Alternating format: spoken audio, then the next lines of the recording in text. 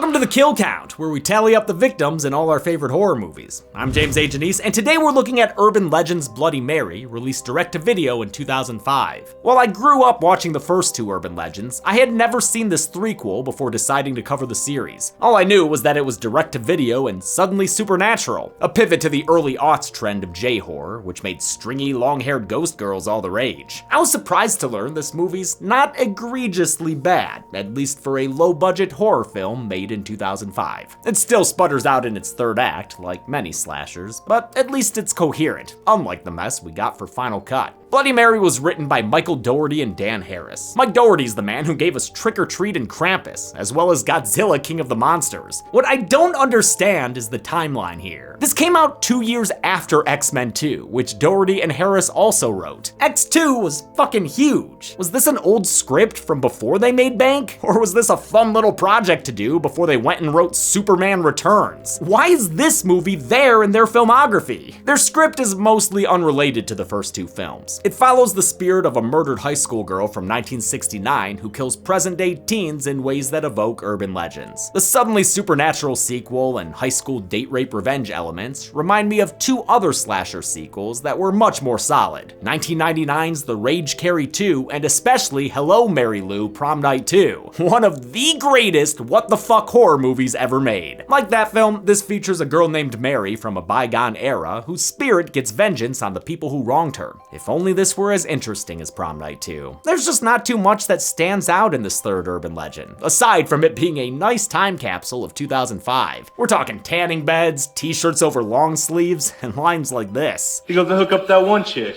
the one with the big tits. Oh, yeah. It takes place and was filmed in Utah, though we don't get enough of the location's flavor for my liking. Give us that Salt Lake seasoning! Director Mary Lambert is a steady hand who helmed the original Pet Sematary and its sequel, but her work here feels uninspired. Too many dry scenes of characters trying to figure stuff out. Whatever though, Lambert directed the music videos for Material Girl and Like a Prayer. She don't have to prove shit. Also, it doesn't help that most of her cast are first-time actors and models. A few people do alright though, including a 21-year-old Kate Mara, and the gore is surprisingly pretty good. Because of YouTube changes, I still have to blur that gore even with a sponsor, but I'm still happy to talk about today's sponsor, Raycons. Just let me walk off set to do it because of like production schedule issues, don't worry about it.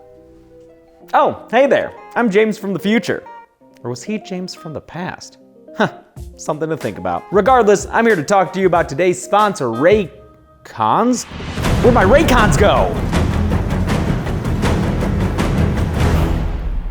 Well guys, it's been weeks. It's been hours, but every moment that I'm not enjoying my earbuds, 8 hours of charge time and 32 hours of battery life in the case, it feels like an eternity. And I know what you're thinking. With Raycons starting at just half the price of other premium audio brands, why don't I just buy another pair? Which I have, but my Raycons and I have been through so much together. Their comfortable noise isolating fit has been my partner during workouts and doing yard work outside. Their seamless Bluetooth pairing has made it easy to switch from work mode to game mode on the fly. And their ability to switch between 3 sound profiles plus awareness mode or isolation mode with just a tap made them perfect for any environment, even Stonehenge. I guess I'll just have to accept that wait a minute, I'm having a memory flashback.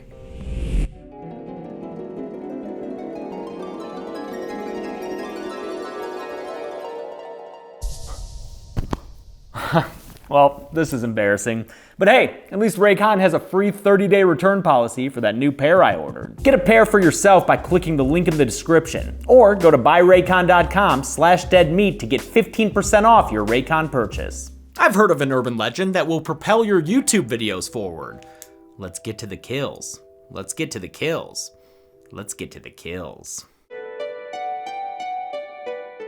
The movie begins with a title card. Oof, really? That's the font you're going with? It's 1909 in Salt Lake City. Not that we'll get to see much of it. A chick named Mary Banner is standing there like a weirdo when she's joined by her friends and their lettered jack-off dates. Can you imagine having 69 on your varsity jacket? I would have been insufferable. The dudes get date rapey in a hurry, doing a roof job on the punch, which the ladies drink down until they're being escorted outside to the Predator mobile. Mary quickly realizes what's happening as Queen Dawn of the Homecoming teases her. Do you think he would ever touch you? I mean, he literally is right now, Dawn. Mary kicks this dude Willie in the willy and escapes back into the school, choosing to hide rather than return to the very public dance. Willie corners her in a back room and tries to write off their drugging as merely a Mary misdemeanor. It's just a little prank. Dude's ideas of pranks also extends to face punching, which knocks Mary into a desk and cracks her head wide open. When she's unresponsive, Willie cleans up the killie by stuffing her body into a trunk, collector style. More than 30 years later, Mary's fate is told as an urban legend to Sam Owens by her friends Mindy and Martha, who just wandered off the set of Slumber Party Massacre. They're here instead of at the homecoming dance because Sam went after the football players in the school newspaper. Maybe if you weren't always speaking out, like in the school newspaper, maybe we'd have dates to the homecoming dance. Sorry ladies, Zoe Barnes always gots to get the scoop. Since Martha's actor is doing such a good job here, they let her give us the perfunctory urban legend definition. An urban legend is just a made-up story that people keep telling as if it was true. They mention the pop rocks and soda thing, like you gotta, and then get to the titular tale. Say Bloody Mary's name 3 times and she shows up. That's not even a real urban legend. That's just like that movie Candyman. Actually, Martha, you have to say Candyman's name 5 times for him to show up. Thank you! Oh, back to the pillow fights, okay. Ha, you gals. When they finally pillow themselves out, they go to sleep, though not before Sam recites Bloody Mary's name 3 times. And there she is, with someone putting their hand in front of the camera? Were they testing focus? Later that night, while the girls are dreaming of missed high school musicals, someone approaches and scares them opening the door. The next morning, they're gone. It worries Sam's mom Pam so much, she starts dissolving all throughout the day. And what a shame, after she woke up in such a good mood, sharing fun homecoming stories with her son. Something tells me you didn't wake up naked in Tijuana. Just because there's a dead Mexican hooker in my room doesn't mean I went to Mexico. Haha, wait. What? This kid, who's sure to grow up with issues, is Sam's twin brother, David. He's already an outcast at school, and having a missing twin sister doesn't help. The jocks seem to know what happened to Sam and her friends, and thanks to this teacher, we know which jock is in charge. Mountain gorillas live in groups, ruled by a dominant male.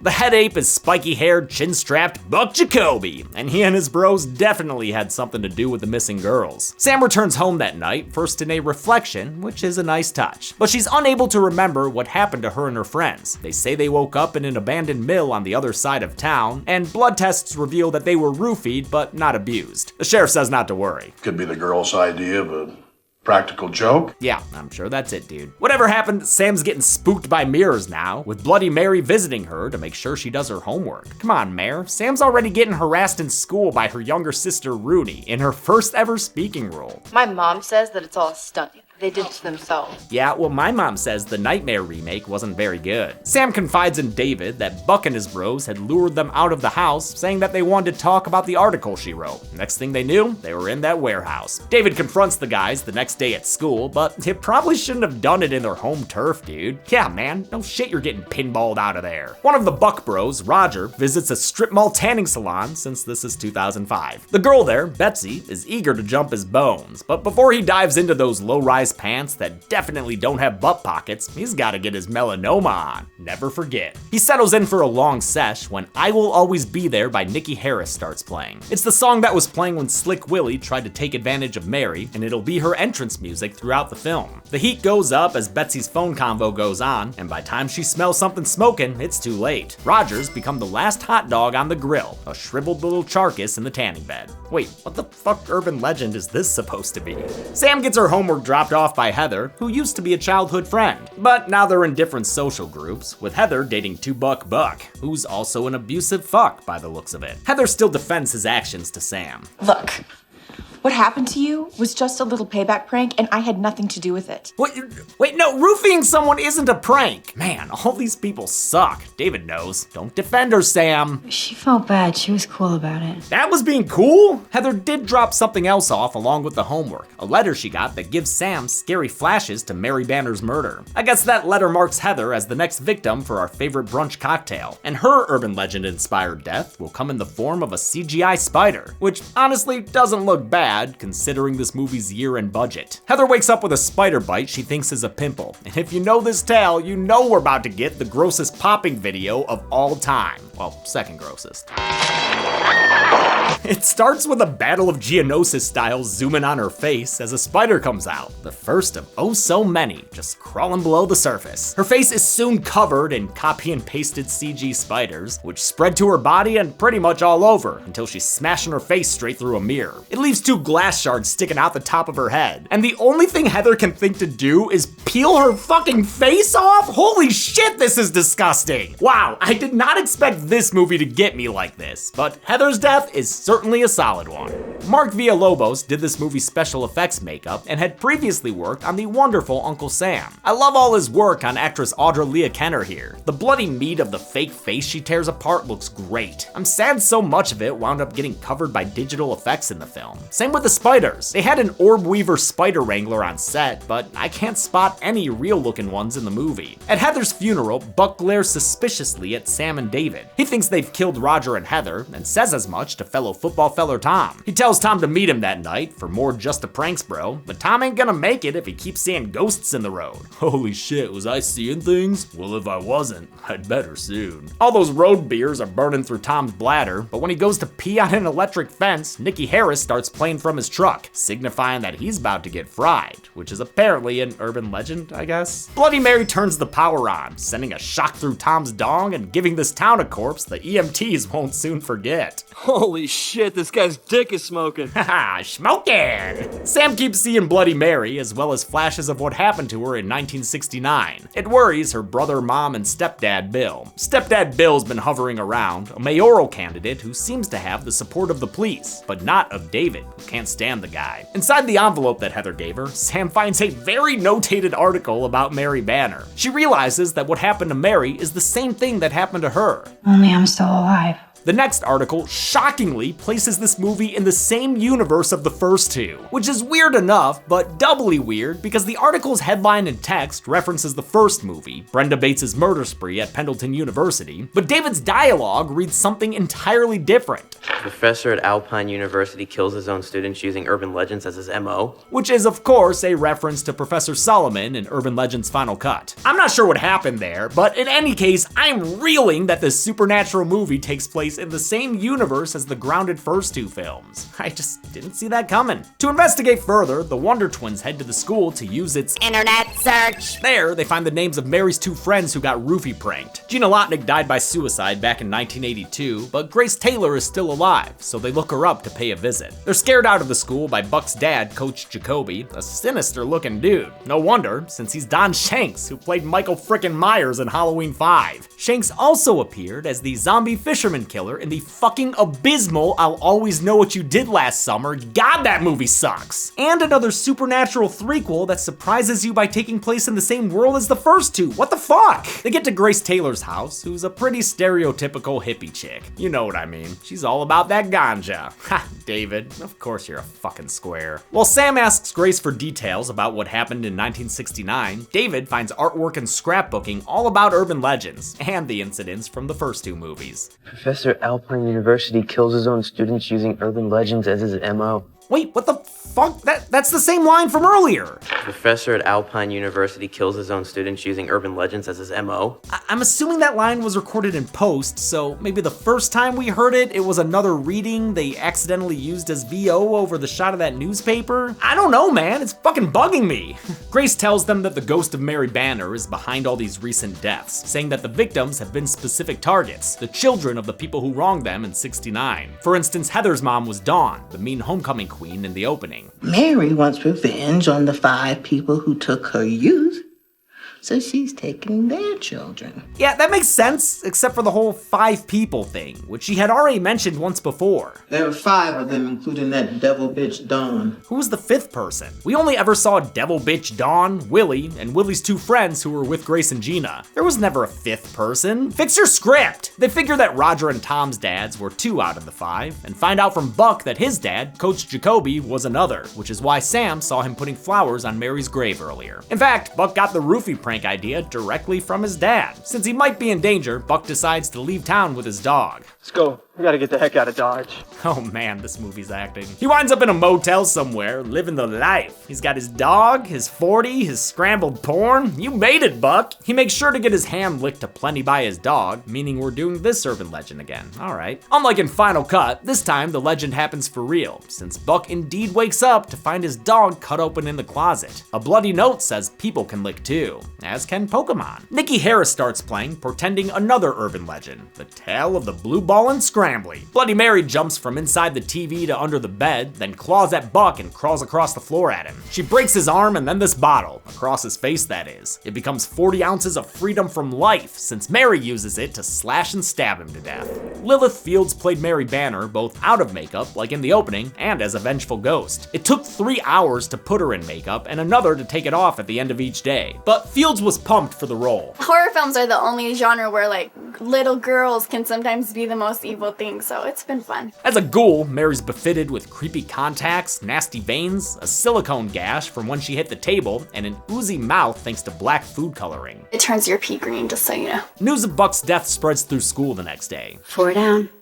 1 to go. Who was the 5th person? Sam keeps seeing flashes of Mary, including one that shows she was still alive when Willie put her in that trunk. I stand by where I put my kill graphic though, cause she never got out of the locked case and eventually died inside of it. That's why it's her little ghost town. Even though David doesn't believe in the ghost theory, he still heads to the school to find more information in the archives. Oh, dude, you're knocking over the archives. He goes through pictures from Homecoming 69, don't Google that, and matches a picture of Mary's date with someone in the yearbook. Holy shit. Holy shit! He comes home to tell Sam what made him holy shit his pants, but she's left and gone to Grace's house now that she knows that Mary's body is in a trunk somewhere. David ends up getting attacked in his home and killed via suffocation with a bag, and his killer was none other than, oh, not gonna show us, okay. Sam asks Grace to drive her to the school, even though Grace is scared and honestly, probably in the middle of a green out. Eventually she relents and takes Samantha and a shovel there. Sam breaks in through the window while Grace waits outside in her van. Thanks to some helpful supernatural flashes, Sam quickly finds the room where Mary died. You know, like 35 years ago. Nobody ever did any spring cleaning back here? Come on, people, you gotta have your ghost inspections at least once every 5 years. She finds the trunk and breaks through the hidden Mickey lock with a crowbar and some supernatural help. Inside she finds, well, no surprise there, the dried remains of Mary Banner. Real fucked up way to go if you think about it. Sam tucks the skelly in nice and tight with a little blanket and carries it back outside, where she sets it down on the ground with the loudest of clanks. I found her! Clearly that is just a bunch of plastic bones. I found her! She finds Grace unconscious, having smoked herself to sleep, so it's up to her to drive this van out of here when David's killer arrives. She gets away and drives to the cemetery, giving her stepdad Bill a call for no real reason other than plot. Speaking of plots, she reaches Mary's grave and starts a digging, hoping to give this beauty a proper burial. The frozen ground slows her down, and eventually Bill arrives, asking to know what the hell is going on. After making sure she hasn't told anyone else about what she's learned, he shows her how to shovel with force. Samantha.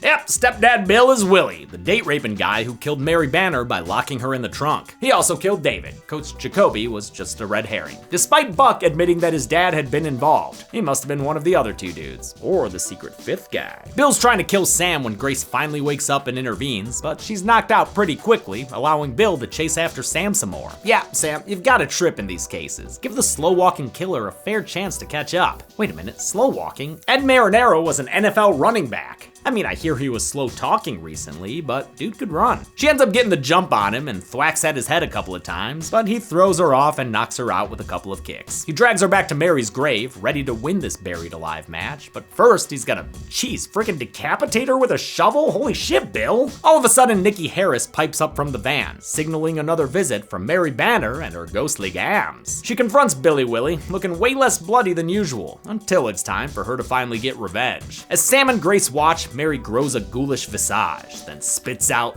bees? Green rocks? What the fuck's going on here? Whatever's happening, it spells the end of Bill Owens, and he's dragged beneath Mary's grave. You know, Sam and Grace, I feel like your reaction should be a tiny bit bigger. Did you not see what we all saw just now? The movie ends with a news report that spreads truth to the town. Mary Banner was killed long ago by Bill Owens, because that guy was a real son of a bitch. How many bloody bodies did Mary reflect onto the kill count?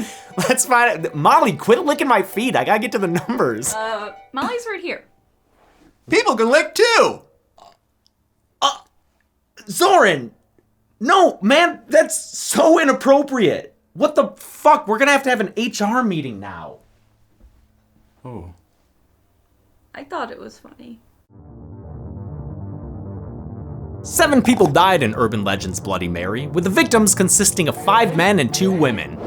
Oh man, did someone spill blue curacao in that Bloody Mary pie chart? We've seen this count and breakdown 3 times before on the kill count, including just recently when Chelsea covered bones and all. With a runtime of 93 minutes, that left us with a kill on average every 13.29 minutes. I'll give the golden chainsaw for coolest kill to Heather Thompson. It's got a little bit of wonky CG in it, but I still found it horrifying. Way more than I'd expect in a movie like this. Double machete for lamest kill will go to David Owens, because I wasn't even sure if the old Black Christmas maneuver killed him at first. And his sister doesn't seem to care that he's gone at the end of the movie. And that's it. Urban Legend's Bloody Mary came out in 2005 and is probably one of the lesser seen movies we've covered on this show. Next week, we're getting sticky with it since we're looking at Winnie the Pooh, Blood and Honey. Yep. Until then, I'm James A. Janice. This has been The Kill Count. Thanks a lot for watching this kill count on a movie you've probably not seen. But go check it out if you're, if you got some time to waste, fucking throw it on, laugh at some shit, it's fine, it's all good, man. Thanks to Zoran and Chelsea and Molly for being in the little To The Numbers bit. To her credit, Molly's a lot easier to get on camera than Lucy. Kinda have to clear the room for Lucy and you get her for like 2 takes and that's it. Molly, you just pick up and it's like, whatever the fuck, you know? Also, I tried to do the internet search joke like Cody Ko does the Buttons voice. If you don't know what I'm talking about, search Cody Ko the Button. It is one of me and Chelsea's favorite things to watch on YouTube. I want to thank some patrons like Nicole Pereira, Kyle Elrod, Soth Ark, B-Doy, Kelly Rafferty, Chase A, Jacob Watson, Luke Egdeman, Chris, Christopher Rigby, Haley Latko, and Brad Denning. Thanks everyone. Be good people.